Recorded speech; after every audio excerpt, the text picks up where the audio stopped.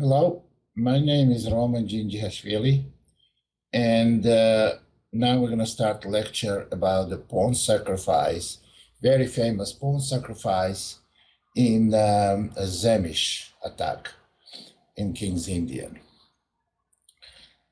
Well, this pawn sacrifice, actually, it's interesting that I have to do the preview on it, was first played and invented by me in early 1970s, in very early 1970s.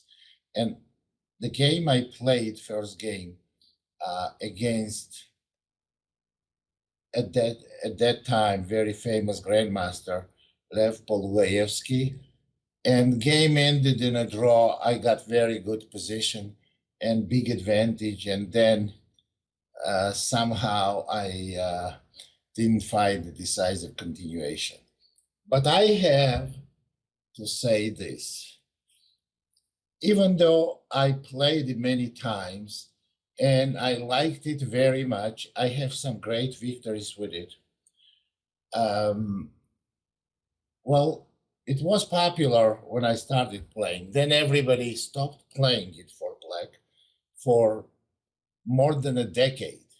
Then it became very popular again. There were a lot of analysis, and then it became unpopular. So it goes on and off.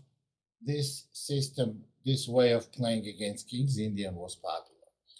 Now, although it was invented by me, I should say that black does not achieve equality, and I wouldn't like to play this for black in a view of one particular variation, which I am going to show you. But first, let's go to evolution of this pawn sacrifice. I want to show you DC, DC, queen takes d8, rook takes d8. I don't want to discuss positions. I don't think it makes sense to discuss positions when white doesn't take, and they go queen d2, black goes b6. So we want to see the sacrifice part when white accepts the sacrifice. So that's why we're going to take. Queen takes d8, rook takes d8, bishop takes c5, and knight c6. So black is building their game on the quick development and sacrifice pawn with queens off the board. For a number of years, and by far very popular, was knight d5.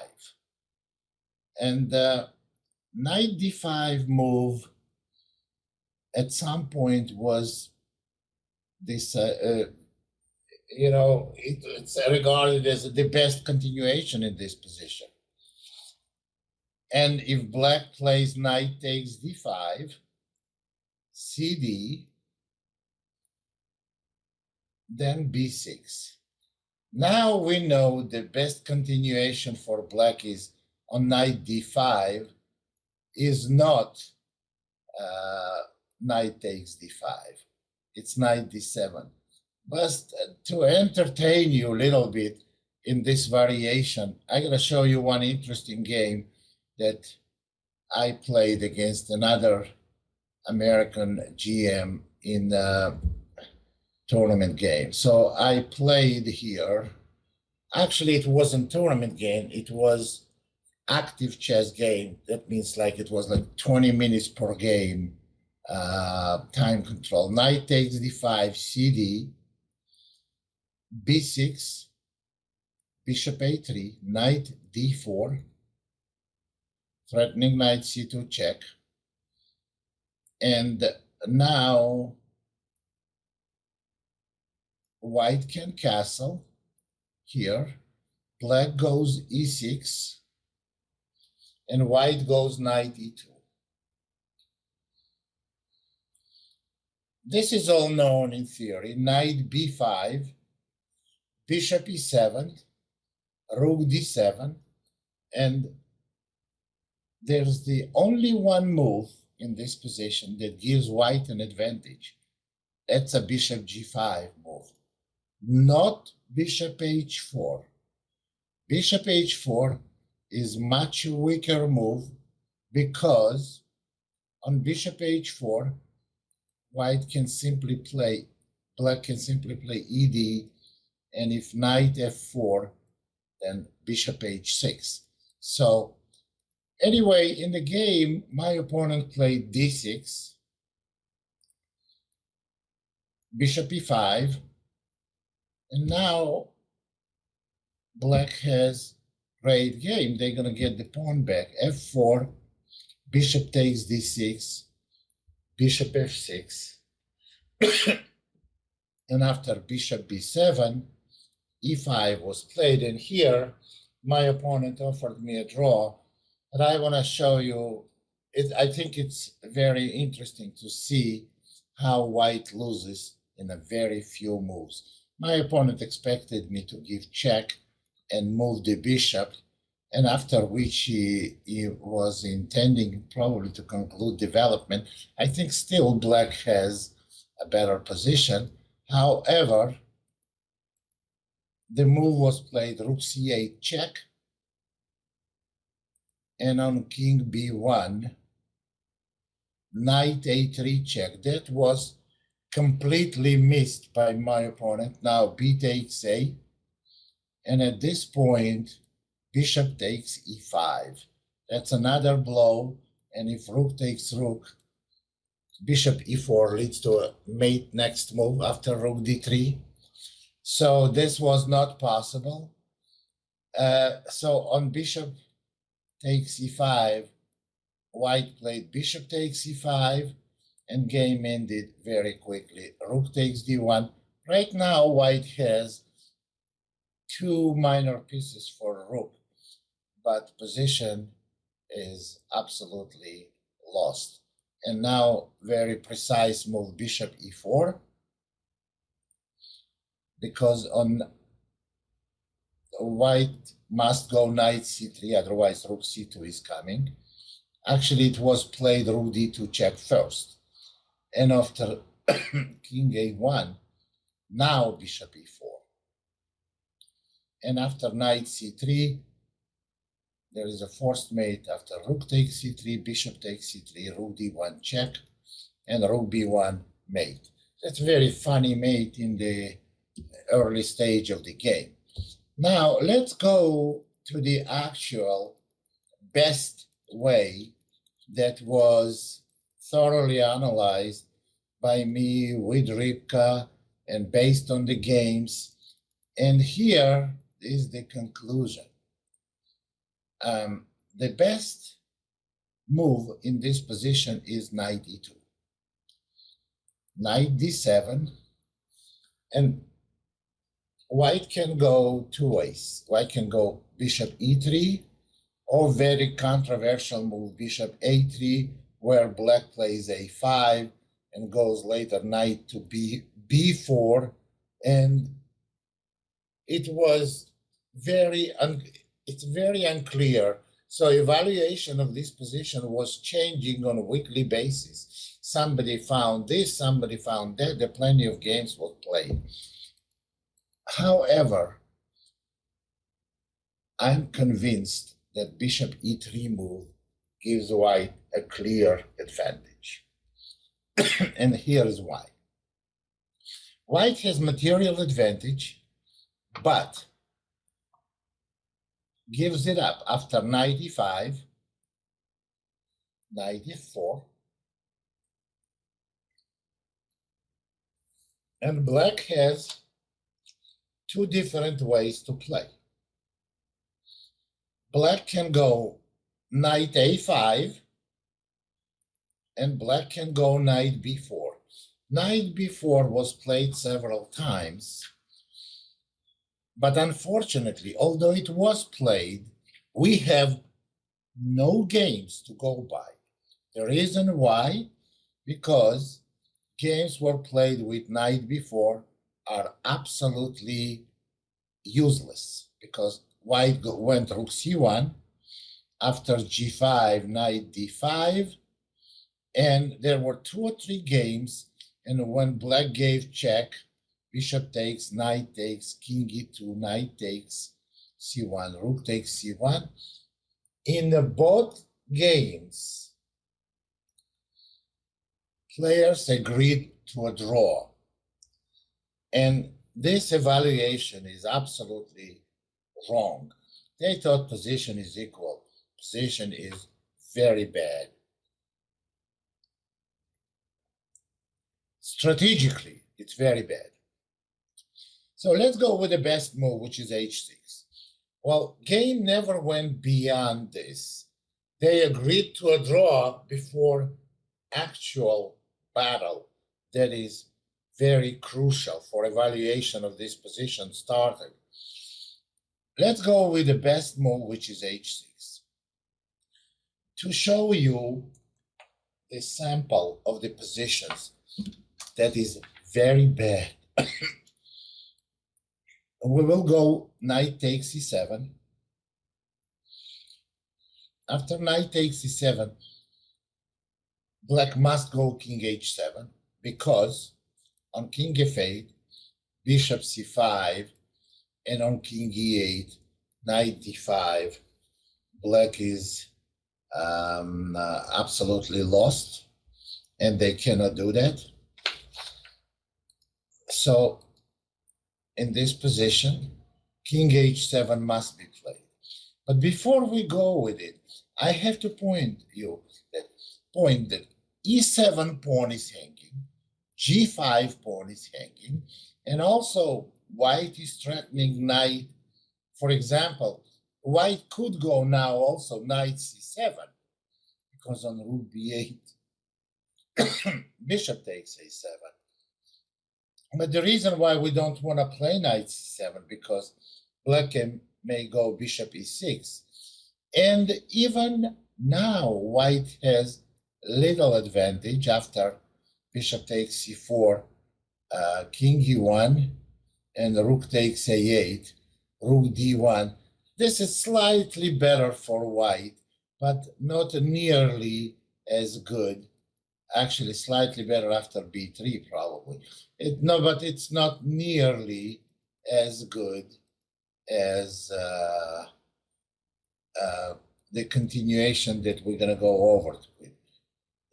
Knight takes c7, king h7, and now this position is very bad because white plays simply b3, this bishop e6, and knight c to d5. That's a very strong move, and suggested by Rybka. And for a while, I was surprised that she wants to play with a c3 knight, keeping knight on e7. But there is a reason for it. Because after bishop e6, knight c3, d5, now rook d7, for example, g4. You see now this knight will have outpost on f5. Black cannot go bishop f8 because knight f6. And next move, white goes h4. And I spend quite a bit of time with this position, and I tried back and forth many different possibilities, and none of them were satisfactory for black, and I give up. I would personally very much be worried playing this pawn sacrifice if I am looking into getting the this position for black. I wouldn't want to get this position for black. Now let's go back. There is another option black has, and this I find also very, very interesting option. In this position, besides knight b4, there is move knight a5. And on knight a5, white also gets clear advantage by playing knight fd5. bishop d7, and actually rook d7. That's the best move. Bishop g5 and f6. Now, what will happen if knight e took on c4? Black has threats on their own. They're attacking b2 pawn. They open their dark square bishop. This too is not good. Knight takes e7, king h8, knight c3 d5, bishop takes b2, and now white has two moves, of which both give an advantage. First move is rook c1. Of course, you cannot take the rook because of bishop f6 checkmate. But probably the better move is rook d1. And after f6, bishop c1. This position, if you look at it carefully and evaluate, you see absolutely artificial placement of black's pieces and total domination of white's pieces. Black is next to being lost in this position. Now, let's try harder for black.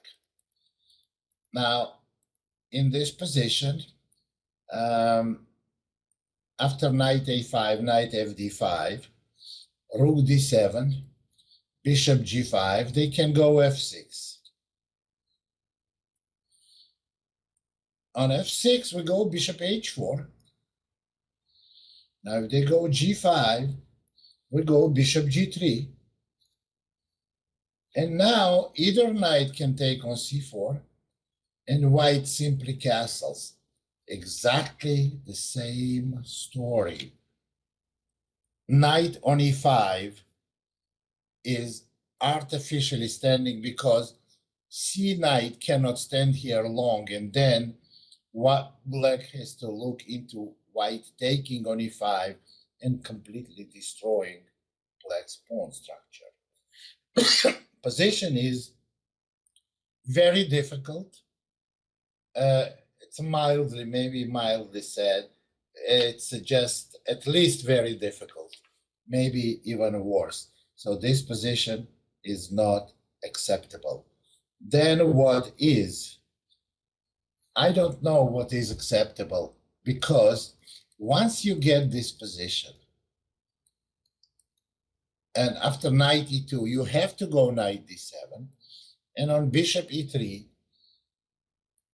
knight e5, the only move that will make sense, knight f4, and now black has to go, since they cannot play bishop e6, they have to go with knight a5, attacking c4 pawn, or knight b4, trying knight c2.